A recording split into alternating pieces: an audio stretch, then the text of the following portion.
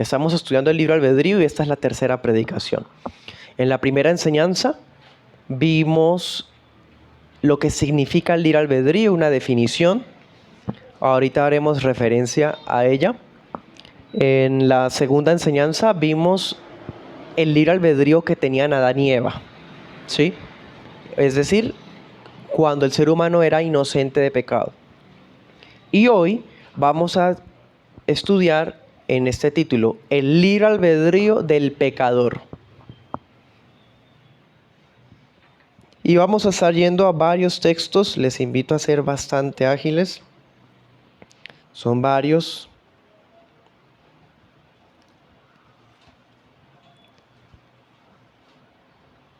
Leamos uno de ellos, Romanos 6:16.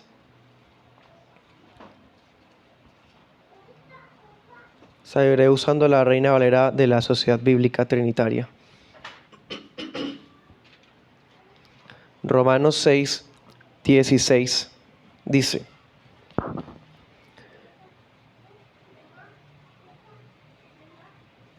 ¿no saben que a quien se presentan ustedes mismos como siervos para obedecerlo, son siervos de aquel que obedecen, ya sea del pecado para muerte o de la obediencia para justicia? Vayamos al 20. Porque cuando eran siervos del pecado, eran libres acerca de la justicia. Amén. Bien, vamos a estudiar el libre albedrío en el segundo estado del hombre. En la primera enseñanza vimos que el ser humano tiene 4 estados. Es decir, cuando vamos a estudiar al hombre como tal, es necesario ver que existen 4 épocas diferentes. Una época fue en los días de Adán y Eva. Eso lo llamamos el estado de inocencia. Otra época es el estado de pecado, es decir, cuando ya hubo la caída y el pecado pasó a toda la humanidad. Hoy estamos viviendo en ese estado, en el estado de pecado en cuanto pues a la humanidad. El tercer estado lo veremos la otra semana y bueno, realmente en ese en el que estamos los creyentes. Y el cuarto estado, bueno, será en los cielos. Bien, es bastante útil esa distribución. Hoy nos enfocaremos entonces en el estado de pecado. Porque, hermanos, no es lo mismo hablar del libre albedrío del hombre en el estado de inocencia a hablar del libre albedrío del hombre después de la caída. Es el mismo libre albedrío en cuanto a definición, pero tiene implicaciones muy diferentes.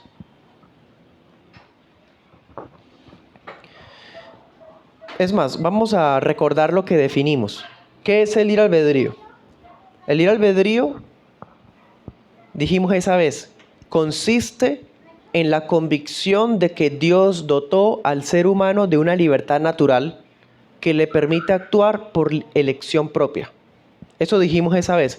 O sea, el libre albedrío es cuando por naturaleza el ser humano puede elegir. ¿Sí? Esa vez también dijimos que es la capacidad esencial e individual de obrar según cada uno desee, sin que medie algún tipo de fuerza, determinismo o instinto. Eso fue lo que dijimos esa vez y vamos a darnos cuenta que la definición sigue en pie, no vamos a cambiarla. Es lo mismo. Cuando llega el pecado no cambia la definición del libre albedrío, el libre albedrío sigue siendo libre albedrío.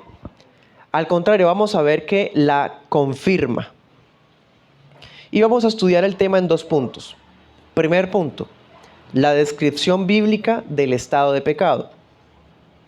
Y el segundo punto veremos las implicaciones espirituales. Bien, comencemos. Primer punto, la descripción bíblica del estado de pecado.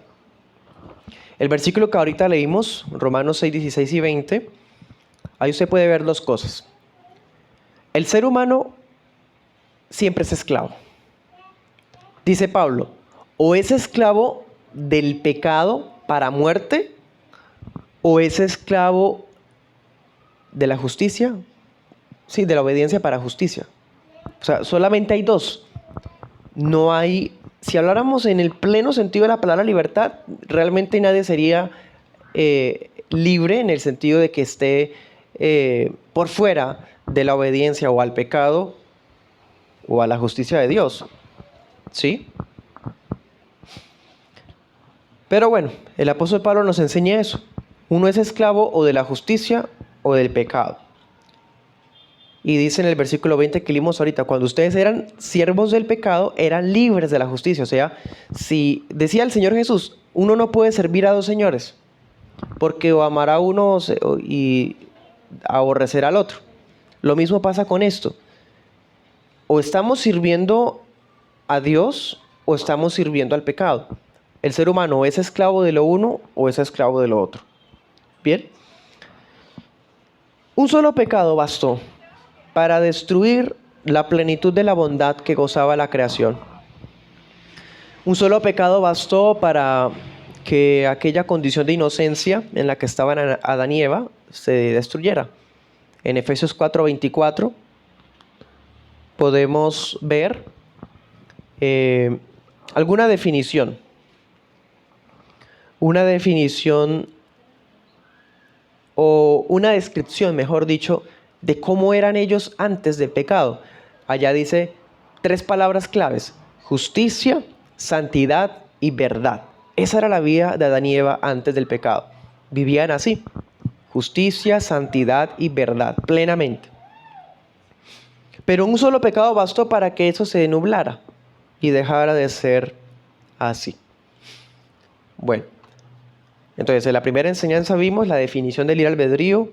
En la segunda enseñanza también vimos otras cosas. Por ejemplo, en una de las enseñanzas vimos que el ser humano es autónomo, libre para tomar decisiones y es responsable de lo que hace, ¿cierto? Después del pecado, esto sigue siendo así. Es decir, Adán y Eva eran autónomos, libres en sus decisiones y responsables. Y hoy nosotros, aunque no estamos en el estado de inocencia, sino en el estado de pecado, seguimos siendo lo mismo. Autónomos, libres en nuestras decisiones y responsables. O sea, dense cuenta, quiero insistir en que no estamos cambiando la definición, es la misma. ¿Sí? Pero ahora hay un detalle. Y es que si en el estado de inocencia el ser humano era esto y pudo pecar, ahora que está en pecado, pues su naturaleza se ve fuertemente inclinada hacia el pecado. Yo les había dicho que en la enseñanza anterior que habíamos aprendido un principio teológico, posse peccare, ¿se acuerdan? Que significaba que el ser humano podía pecar. Eso fue lo que vimos en la enseñanza anterior. Y hoy vamos a ver que ya no simplemente puede pecar, sino que ahora, debido a que el pecado pasó a todos los hombres, desde Adán y Eva hasta nosotros, ahora no simplemente uno puede pecar, sino que uno no puede no pecar. Piénselo. Adán podía pecar, pero él no era pecador, pero podía pecar porque era libre. Ahora nosotros no podemos no pecar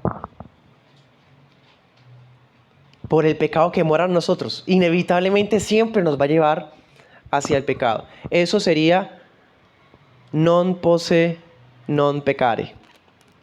Lo mismo pero agregando el no. ¿Sí? Esa es la descripción del libre albedrío del pecador. Eso lo dijo Agustín de Hipona en el siglo IV. Bastante interesante. Y quiero aclararles algo. Una cosa es la capacidad física. El hecho de que el ser humano no pueda no pecar no significa que dejó de ser humano o que ahora es un demonio o ahora es una persona terrible.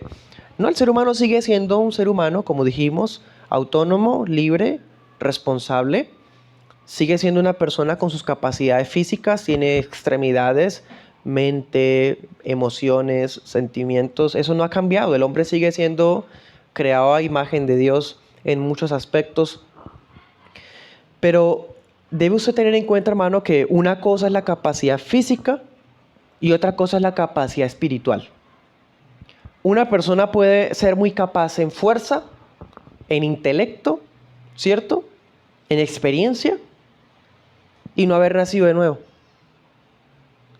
O sea, no es lo mismo ser capaz físicamente a ser capaz espiritualmente. No es lo mismo tener una mente natural, una mente de inteligencia, comprender a las personas, mejor dicho, tener como esa intuición para los negocios y demás. Y otra cosa es tener un corazón convertido. Son cosas diferentes, una mente natural a un corazón convertido.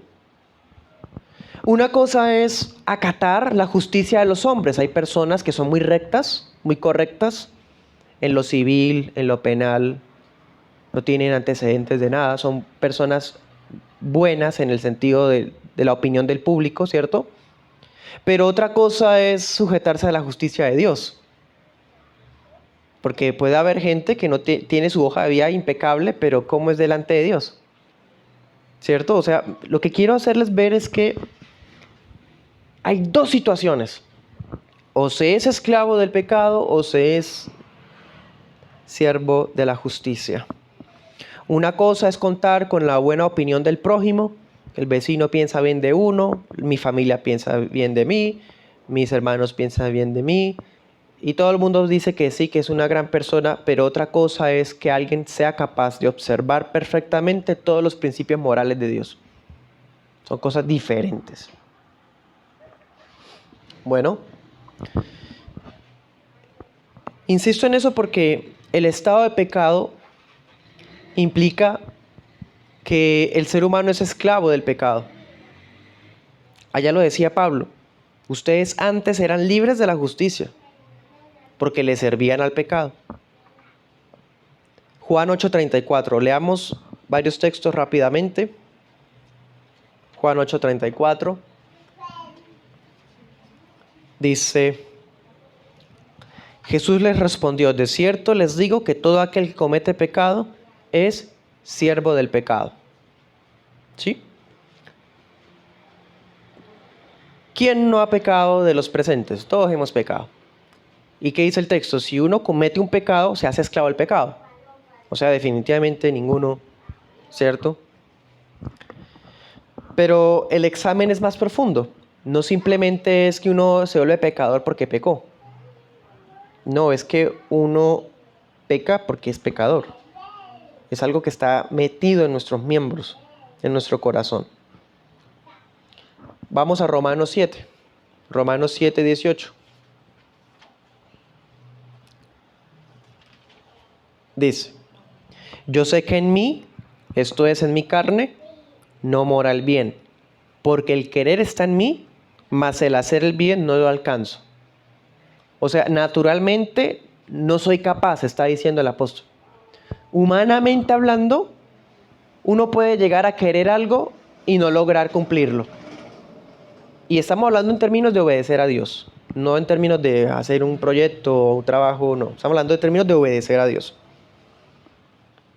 El hombre inconverso no tiene el querer de sí mismo respecto de cualquier bien espiritual que acompaña a la salvación. Él no quiere, no está interesado en eso. Es más, no es capaz de hacer lo verdaderamente bueno. Dice, el querer puede estar en mí, pero el hacer no. No es capaz de hacerlo. Es inhabilitado para hacer lo bueno. ¿Se acuerdan Mateo 7, 16 al 18? Ningún fruto bueno puede salir de un árbol malo. ¿Sí? O sea, un árbol o una persona que es inconversa no puede dar frutos buenos, no puede actuar de justicia para Dios. ¿Sí? Ese árbol tiene que ser transformado. Uno no puede esperar actitudes de un hijo de Dios, de una persona inconversa, porque un árbol malo solamente puede dar frutos malos. ¿Sí? Y si quiere algo más radical, más fuerte, mire Romanos 8. Romanos 8:7.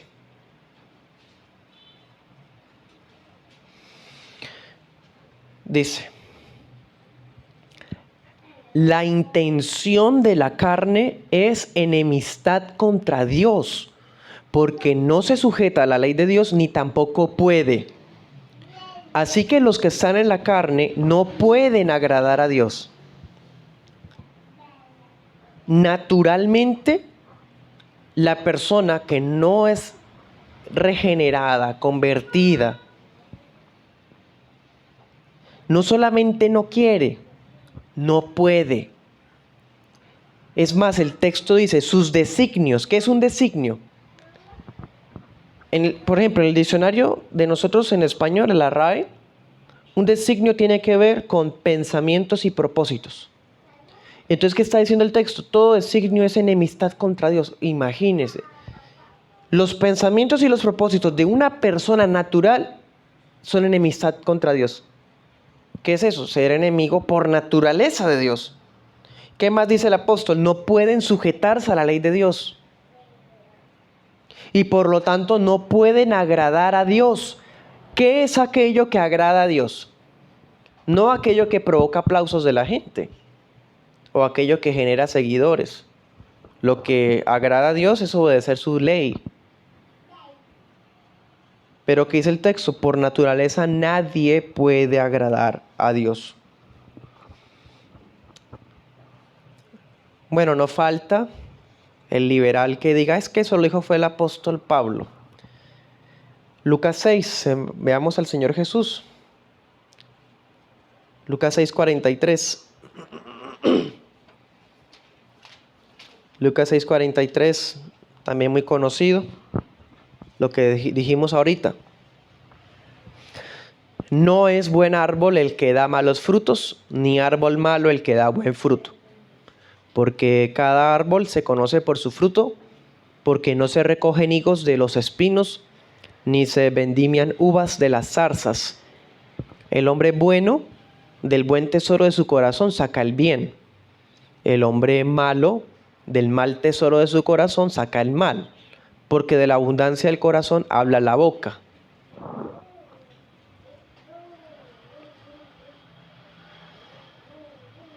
¿Bien? ¿Qué hay en el corazón del hombre? ¿Qué dice el Señor Jesús? El mal. Hay otro pasaje, creo que es también Mateo, que dice que del corazón del hombre salen los pensamientos malos, los homicidios, ¿se acuerdan? Los adulterios. Del corazón del hombre, ¿sí? Así que el corazón de una persona pecadora, estamos hablando de lo que es un pecador bíblicamente.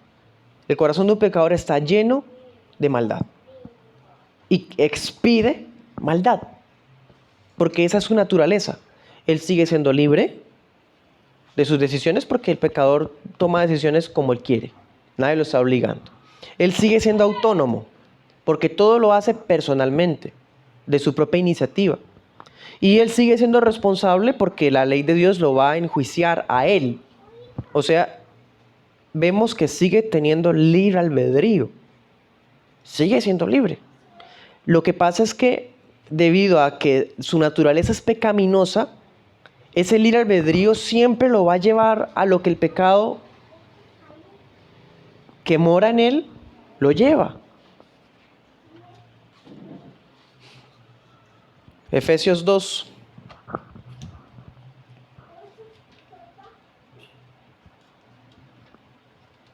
Dice,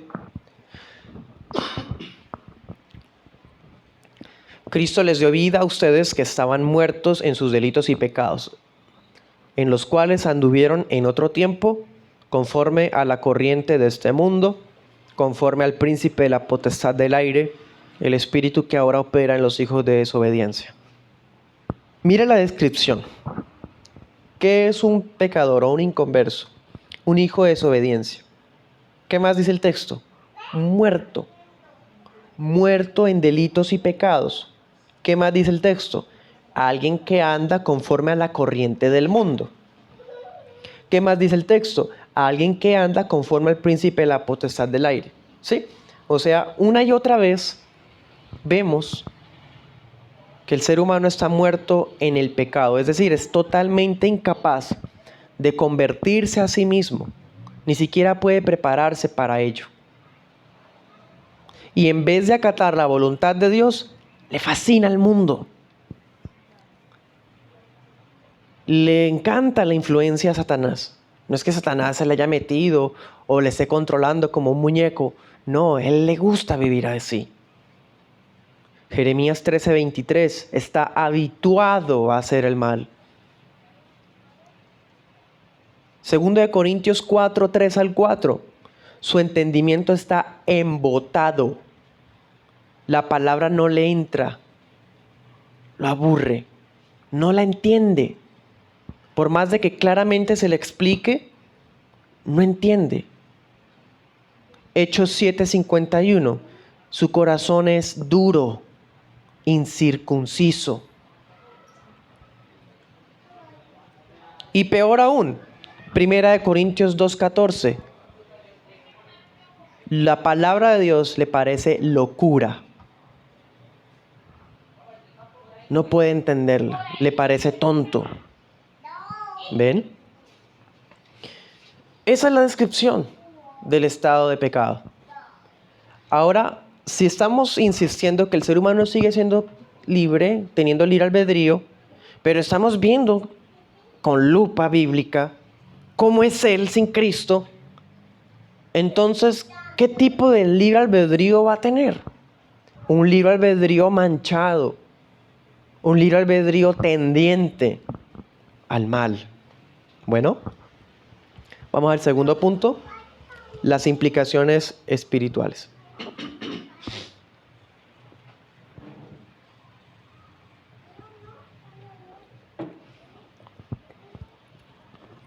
Ahorita dijimos que el ser humano nos ha afectado físicamente, nos ha afectado socialmente. O sea, que una cosa era lo que en el mundo puede opinar de uno y otra cosa es lo que somos delante de Dios. ¿Sí? Entonces, ¿cuál es la primera consecuencia de esa situación del libre albedrío? De ese libre albedrío bíblicamente visto, no como la opinión del público diga, o la que la palabra dice. Bueno, la principal implicación de la condición caída del hombre es que no tiene deseo de ir hacia Dios. Esa es la principal. No tiene iniciativa. Nunca va a ir a Dios. Porque su libre albedrío, voluntario, libre, responsable, autónomo, nunca va a ir hacia Dios. Sino que libre, voluntaria, responsable, autónomamente va a ir al pecado. Nadie lo está obligando, es que eso es lo que ahora él va, lo que él desea, porque no puede sujetarse a la ley de Dios, sus designios son enemistad contra Dios, está muerto, va por la corriente del mundo, del príncipe de la potestad del aire, o sea, todo lo que hemos visto. En otras palabras, hermanos, ninguna persona quiere venir a Cristo. Y se lo compruebo, Juan 5:40. Juan 5:40 dice, ustedes no quieren venir a mí para que tengan vida.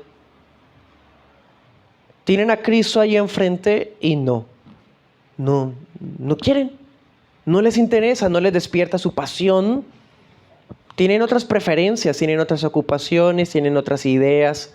Prefieren abrazar sus tradiciones, sus propios supuestos principios, pero no quieren venir a Cristo, no quieren. Juan 5:40. Ahora miremos un poquito más adelante, Juan 6:44. Entonces alguien puede decir, bueno, si nadie quiere, entonces ¿por qué estamos acá nosotros? Bueno, mire el 6:44. Dice, ninguno puede venir a mí si el Padre que me envió no lo trajere. O sea, ¿qué está diciendo? El Señor Jesús es el que está hablando acá. Aquí no es opinión de nadie, es Cristo diciendo, la gente no quiere. ¿Y qué más dice el Señor? La gente no puede. No quieren, no pueden. A no ser que el Padre nos traiga. ¿Ven cómo cambia el asunto? O sea, el libre albedrío que dijimos que era el desear, nunca va a desear a Cristo. Nunca. Y sigue siendo libre. Pero nunca lo va a desear porque nadie quiere, nadie puede venir.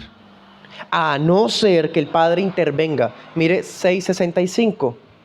Más adelante dice, y dijo, por eso les he dicho que ninguno puede venir a mí si no le fuere dado de mi Padre. Si todavía lo quiere más claro, lo dice Jesús 2 veces seguidas. No quieren, no pueden, a no ser que mi Padre los traiga, que mi Padre lo dé.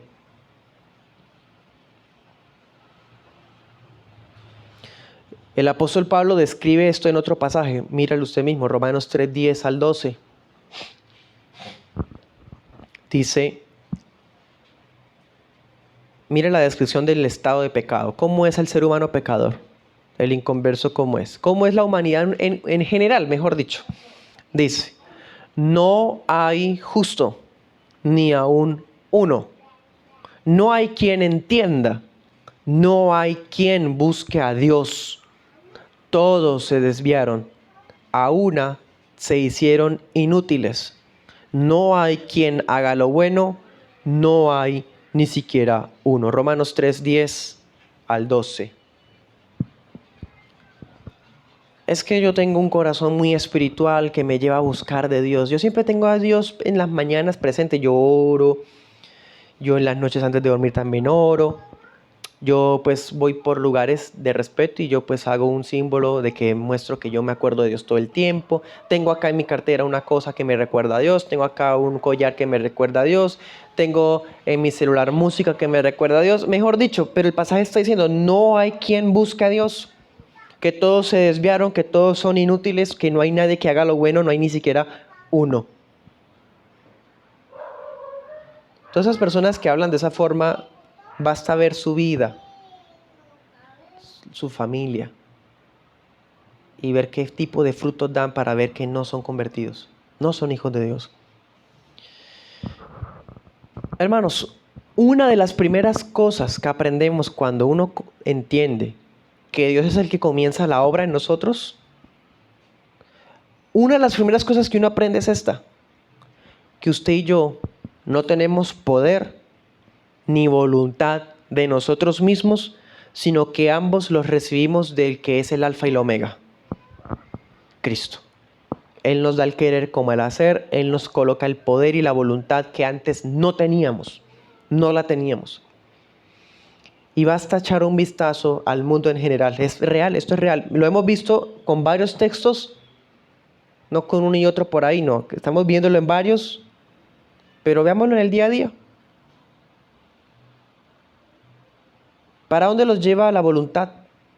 El querer, libre, autónomo, al pecado. No quieren, no pueden venir a mí a no ser que el Padre los traiga. En otras palabras, y en resumen, el libre albedrío todavía existe, pero es inútil, porque nunca ha llevado a nadie a Dios. Nadie que está en los cielos, junto a Cristo, puede decir, yo estoy acá por mi libre albedrío. Nunca, no existe. Nadie. Nadie puede decir, yo vine porque yo quise, yo lo deseé, no, porque cuando ya venimos a Cristo, y bueno, sí, vinimos voluntariamente, pero cuando usted viene acá se da cuenta que fue el Padre el que lo trajo, que fue Dios el que transformó su vida, su corazón, su entendimiento. Si no fuera así, seríamos otro más del montón. Así que el libre albedrío sí existe, nosotros los reformados creemos en el libre albedrío. Véalo. Lo que creemos del libre albedrío, de hecho, es más claro y más bíblico, porque estamos diciendo, el libre albedrío sí existe, pero nunca nadie va a usar ese libre albedrío para buscar a Dios, porque no quiere y no puede. No necesitamos esperar hasta el juicio final para saber el veredicto de Dios. No, es que no hay que juzgar, no hay que decir eso, porque solamente Dios sabe. Miremos hasta el juicio a ver qué va a pasar. No es necesario. Juan 3:36, ¿qué dice? El que cree en el Hijo tiene vida eterna, mas el que no cree al Hijo no verá la vida, sino que la ira de Dios permanece sobre él. Permanece. ¿Qué significa que la ira de Dios permanece sobre alguien? Permanece significa que ya está condenado. Dicho de otra forma, todos, desde Adán, por naturaleza, el simple hecho de que somos pecadores nos lleva a ser condenados. A menos que Cristo nos salve. Y ese es el Evangelio. Que tenemos a Cristo nuestro sustituto allá en la cruz. Entonces estos que antes eran dignos de conmiseración, miserables, condenados, fuimos hijos de Dios porque el Padre nos llevó al Hijo y nos salvó. Si no fuera por eso, nada, hermanos. Esa es la importancia del Evangelio.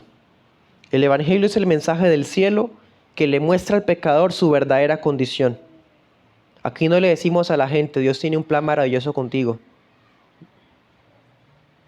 No, porque si no se arrepiente va a estar en la eternidad por el infierno, en el infierno. Aquí no le decimos a las personas, saca el campeón que hay en ti. No, aquí les decimos, mira lo pecador que eres, para que te des cuenta lo necesitado urgente que tienes de Cristo. Aquí no le decimos a las personas, acepta a Cristo, por favor. Acéptalo, mire, diga esas palabras para que entre en su corazón. No, porque si le dejamos en la voluntad a la persona que lo haga, no quiere, no puede. ¿Cuál es entonces nuestra labor? ¿Cuál es el verdadero evangelio? ¿Cuál era la forma en que los apóstoles predicaban? Bueno, sencillamente era decirle a la gente, arrepiéntanse, crean, y el Espíritu Santo obrará. Sin decir al pecador que depende de él, porque si depende de él, no tenemos nada de esperanza. Eso es lo importante de nacer de nuevo. Eso es nacer de nuevo. Y eso solamente se puede lograr por medio de la persona y la obra de Jesús. El Espíritu Santo, cuando actúa en nuestro corazón, nos lleva al Señor Jesús. Para terminar, les voy a decir dos cosas. Dos conclusiones. Primera conclusión. ¿Se acuerdan de la parábola de el publicano y el fariseo? Ese que ora y no es capaz de alzar la mirada y dice, perdóname, sé propicio, ¿sí? Y el otro que dice, yo no soy como este, yo hago, yo doy, yo soy. Bueno, la gracia de Dios es la única que puede transformar a un publicano pecador en eso, un creyente humilde, abnegado, dispuesto. Pero ¿qué provoca el libre albedrío? Un mal entendimiento del libre albedrío. Bueno, el mal entendimiento del libre albedrío produce fariseos, orgullosos de sí mismos, orgullosos de lo que ellos hacen, orgullosos aún de lo que no hacen. El publicano entendía que era solamente por gracia. El fariseo hablaba de todo lo que él era, lo que hacía, prácticamente lo que decidía. El evangelio de la gracia le da toda la gloria al Dios Trino y decimos, si no fuera por el Padre, si no fuera por el Hijo, si no fuera por el Espíritu Santo, no estaríamos aquí. En cambio, el evangelio del libre albedrío, mal entendido, ¿qué es lo que grita? Sálvese quien quiera. Mire lo tremendo. Si no poseemos una comprensión bíblica correcta del libre albedrío, ese concepto del libre albedrío puede convertirse en un estorbo para el evangelismo. Porque la palabra enseña que el evangelio es por fe y para fe, no para decidir ni para aceptar. Segunda conclusión. La voluntad del hombre, la voluntad humana, no es la fuente ni siquiera un factor para salvar a nadie. Es una herejía tremenda, un engaño del diablo. Eso que dicen es que Dios pone el 99% y tú pones el 1%. Qué mentira tan satánica. Estamos estableciendo que uno no puede hacer nada y que Dios es el que está haciendo todo. ¿Saben cuáles son los dones, los primeros dones que da Dios cuando salva a alguien? la fe y el arrepentimiento. Y vamos a probar que eso no sale del libre albedrío. Esos son regalos de Dios. Mírelo, Hechos 11:18. Hechos 11:18.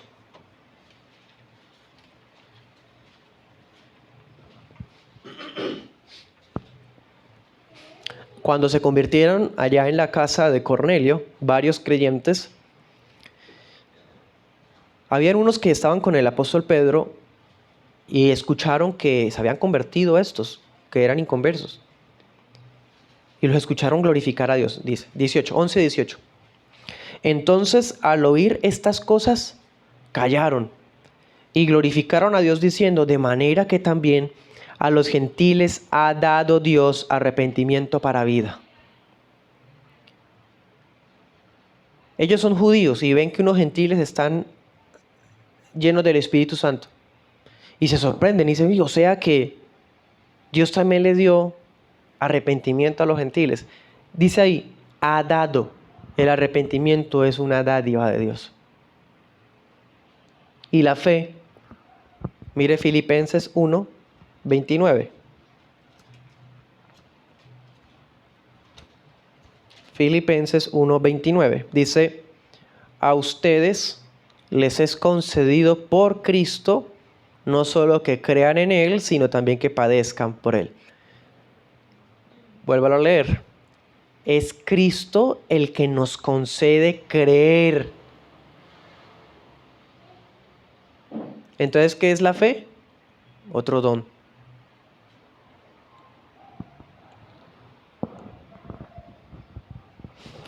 Cito al doctor Waldron, abro comillas, decir a los hombres que hagan algo para su salvación, además de arrepentidos y creer en el Evangelio, no es el Evangelio bíblico, sino una falsificación. Cierro comillas. Dios nos guarde, hermanos. Y esta es la descripción bíblica del libre albedrío del que no ha nacido de nuevo. Oremos.